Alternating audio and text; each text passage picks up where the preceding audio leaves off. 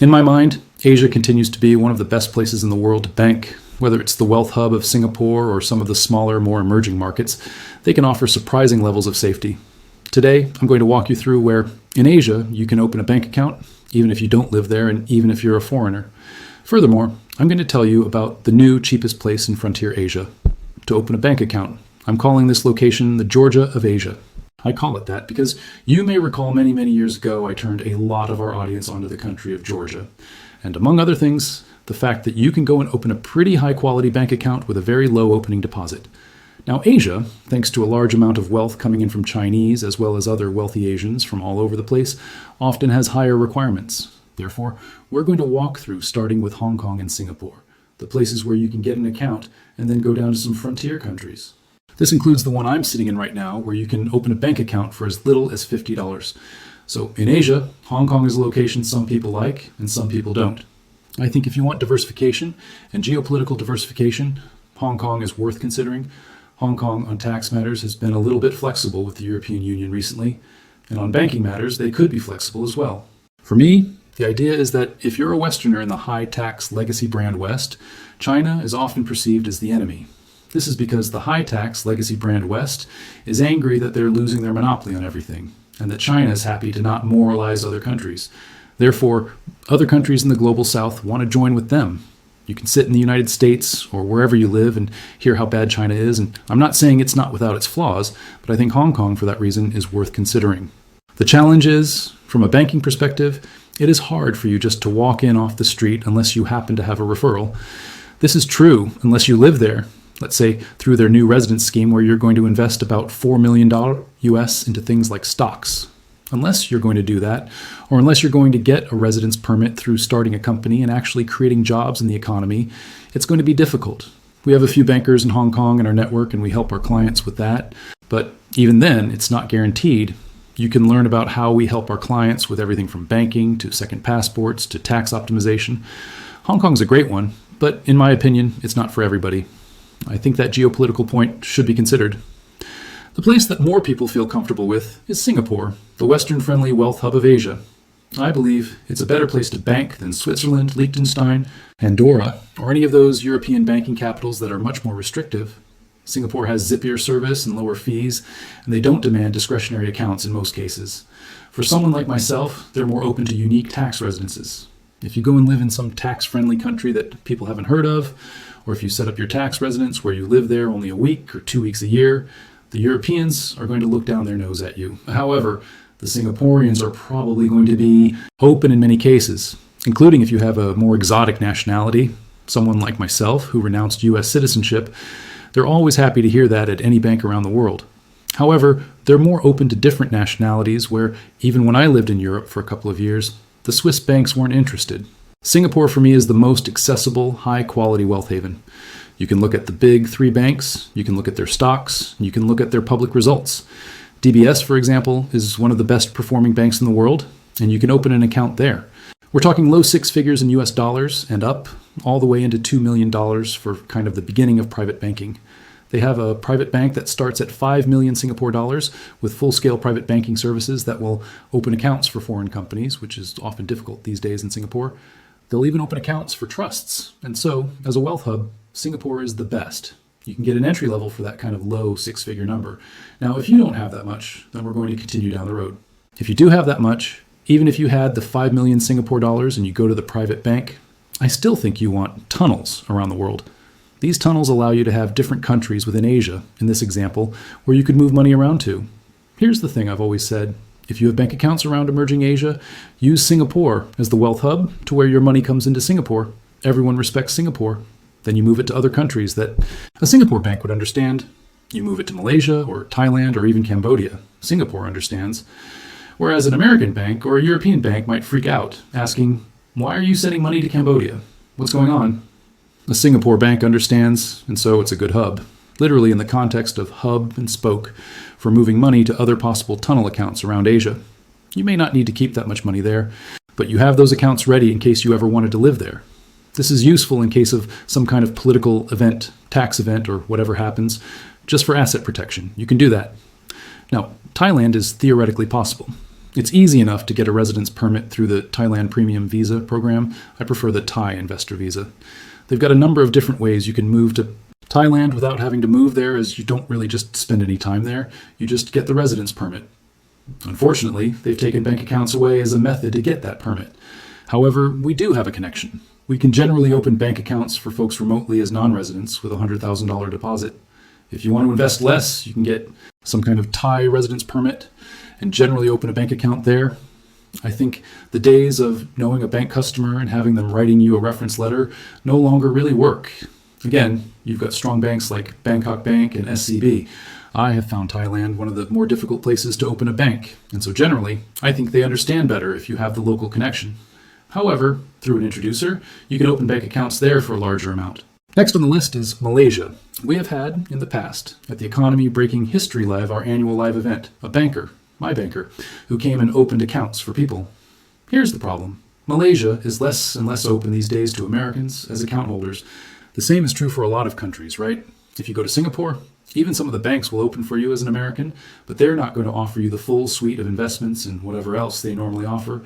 You can just park your cash there. There is nothing wrong with that. You can keep some liquidity, maybe place a term deposit and hold different currencies, but you're not going to be swinging for the fences on that. But in Malaysia, the way to get in is the MM2 residence permit. Now, you do have to live in Malaysia for part of the year to get that. If you don't want to live there, they've got a fee-based PVIP residence permit, but that's quite a fee to pay just to get access to banking. I'll give you a trick in a minute, by the way, that you can use in Malaysia or Thailand or other countries in Asia to help you minimize the amount of money you have to put in the bank. If you want to spend some time in tax-friendly developed Malaysia, you can get that MM2, and by default, you're going to put generally a low six-figure sum into the bank account. Therefore, the bank account facilitates the residence. This is why we talk about creating bespoke plans for our clients, because one thing can lead to another in a good way or a bad way. Things can work together, or they can work against each other. I'll tell you the trick first, and then I'll tell you the cheapest country to bank. The trick is, if you decide to get residence in a country like Malaysia or Thailand, not so much Indonesia, although it might work, and the Philippines less so, but might work, Malaysia and Thailand are the big ones. You get a residence permit, you open a bank account at the premium level, which if you're MM2, for example, you're always going to be at the premium banking level. All the banks pretty much require 250,000 ringgit, and you're a premium customer. Now, if you go and bank with one of the regional banks, they can potentially refer you to other banks, including into Singapore. You could potentially put in a relatively small amount of money in one of those other Asian countries, and then use that to get a referral to Singapore. Some of the banks may not even really require you to put much money into the Singaporean bank account at all. This is one of the ways that you can easily diversify your banking tunnels, where you get an account in one country, and then you can also say, okay, I'm in Malaysia now, I'll go to Thailand also, can you refer me? You have banks like CIMB or Maybank, for example. These are Southeast Asia-focused banks. You've also got international banks like Standard Chartered, which are a bit more difficult, but that's the trick. So you get a residence permit, then you get a bank account, you've got more options, and then they can potentially refer you up to the more premium jurisdictions from there. Here's the most affordable jurisdiction, though, and it's where I'm sitting right now, Cambodia. You can come and open a bank account if you know what you're doing as a non-resident with as little as $50 or $100.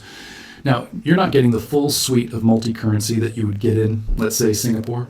You're going to generally get US dollars and Cambodian reals. The cool thing about that is the Cambodian real is essentially pegged in a narrow band to the US dollar, about 4,000 and change to the dollar. It's been that way ever since I started coming here in the early 2010s.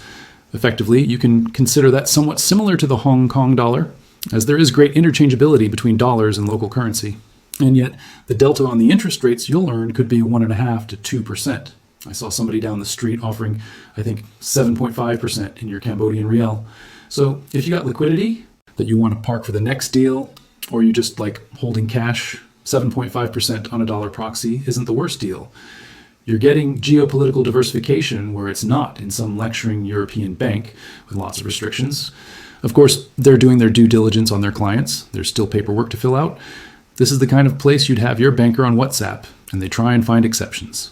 For example, oh, you got to do a video call, and they try and find ways to make things work.